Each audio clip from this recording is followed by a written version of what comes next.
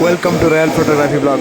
चलतु आज आम देखा एक ऑटोर गाड़ी स्टिकरिंग केमती कौन कराए केमती कौन यूज हो देखिपे ये आमर मशीन जो स्टिकर मशीनिंग और कटर मशीन या कटिंग करके आमर लगा हुए माँ जय माँ घुंगे तर देवी नाम लिखाई ऑटो जो सका सका आज जन ऑटो आसते कहले कि मोर मोर रंगीन छोड़ा टिके रंगीन कर दियो आउ टे जय माँ घुंगे और जय माँ पाटखंडा लिखिक स्टाइल रे मो ऑटोटा सजै दियो जमी 5 लोक कहे कि किए सजैजी बोली। तो देखो आमर ए आम सान भाई अच्छा जो कि आमर जो रॉयल फोटोग्राफी ब्लॉग बराम आर्ट स्टिकरिंग जो अच्छा से डिजाइन कर तो आमर देख सान भाई डाई खुंटुंट 4 साइड 2 साइड माँ पाटखंडा लिखाई जय माँ घुंगी लिखाई।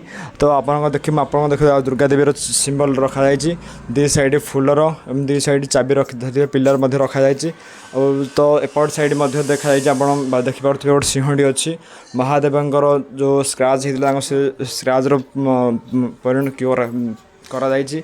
तो देखिपे आमर ऑटो गाड़ी पूरा रंगीन हो जाए देखिपे केमती स्टाइल रे सजा है।